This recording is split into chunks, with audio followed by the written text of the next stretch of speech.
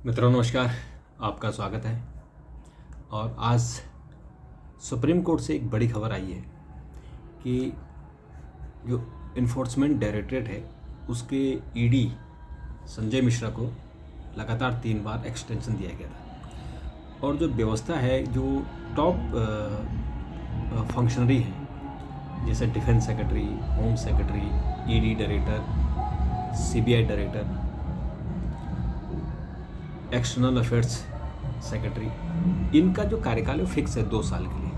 इनकी अपॉइंटमेंट होती है तो 2 साल के लिए अपॉइंटमेंट करनी है और उसके बाद फिर इनको एक्सटेंशन नहीं देने का, क्योंकि एक्सटेंशन देंगे तो एक तो जो उनके, क्योंकि ये कैडर पोस्ट है तो उनके जो नीचे ऑफिसर हैं जो इंतज़ार कर रहे हैं अपनी बारी का, उनकी बारी मर जाती है, यानी उनके साथ अन्याय होता है। और दूसरा कि अगर कोई एक ही पद पर ज़्यादा लंबा रह जाता है तो फिर उसमें मिसमैनेजमेंट या मैनिपुलेट होने की संभावना रहती है।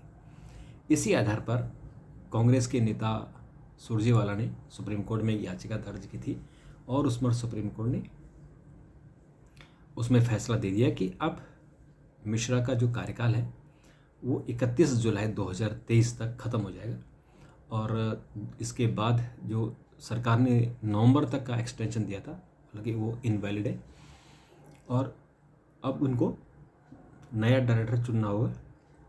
और नया डायरेक्टर जो ईडी का डायरेक्टर होता है उसका जो चयन की प्रक्रिया है उसमें सुप्रीम कोर्ट के chief justice, opposition leader Mallikarjun खड़गे होंगे और प्रधानमंत्री, इन तीनों की समिति होती है, फिर वो तय करते हैं। तो इसमें नए डायरेक्टर को लेकर कोई ना कोई पंगा हो जाता है। कभी सुप्रीम कोर्ट के चीफ जस्टिस उसमें क्वेश्चन कर लेते हैं, कभी लीडर ओपोजिशन क्वेश्चन करते हैं। तो उस चक्कर में सरकार ने सोचा कि इसको रहने दे दिया जाए, यानी चलने दे दिया जाए, जब तक इसको चलना है चलते रहे।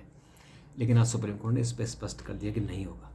तो कुछ सवाल भी उठते थे सरकार पर कि सरकार मिसयूज़ कर रही है ईडी का। खैर वो तो हमेशा ऐसा होता है। दूसरा मित्रों, जो जीएसटी है, जीएसटी काउंसिल ने आज ऑनलाइन गेमिंग, आपके घुड़सवारी, इस पर जीएसटी 28% जीएसटी लगा दी है। तो कसिनो वगैरह ये सब चीज़ें हैं, क्योंकि इन पे अभी तक जीएसटी कम थी या नहीं थी तो चोरी छुपे सब काम होता था, लेकिन अब इसको ऑथराइज भी हो जाएगा और जीएसटी 28% देनी होगी। तो ये बड़ा एक इशू रहेगा गवर्नमेंट के लिए। और एक चीज़ और थी जिसमें कि जो जीएसटी आईएन और ईडी को क्लब किया गया था कि ईडी जीएसटी आईएन से इंफॉर्मेशन ले सकती है, और ताकि फिर जब पीएमएलए के तहत केस दर्ज होता है, यानी जो मनी लॉन्ड्रिंग केस होता है उसमें, तो ईडी को इजीली मदद मिल जाएगी कि जीएसटी किसने कितनी जीएसटी जमा की है, किसने कितनी चोरी की है, तो पकड़ने में बड़ी आसानी हो जाती है। तो उस बारे में जो अपोजिशन के मेंबर्स हैं, अपोजिशन पार्टी के सरकारें हैं, उन्होंने इसका विरोध किया, लेकिन सरकार ने उसको लागू कर दिया।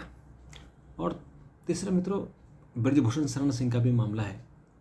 दिल्ली पुलिस ने कोर्ट से कह दिया कि ये छेड़छाड़ का मामला बनता है और इनमें इनको ट्रायल हो सकती है, इसमें सज़ा हो सकती है। तो आर्टिकल जो आईपीसी 354A 354D है उसमें 2 साल से लेके 10 साल तक की सज़ा है, तो उस पर अब ट्रायल चलेगा। और आज ब्रजभूषण शरण सिंह ने जिस तरह से एक मीडिया कर्मी का माइक फेंका और उन्हें डपटा, वो भी एक इशू बना कि आदमी तो एग्रेसिव है, स्वभाव से एग्रेसिव है। तो इस आदमी के साथ ज़रूर जो महिला पहलवान हैं उनके साथ इन्होंने कुछ ना कुछ गड़बड़ की होगी।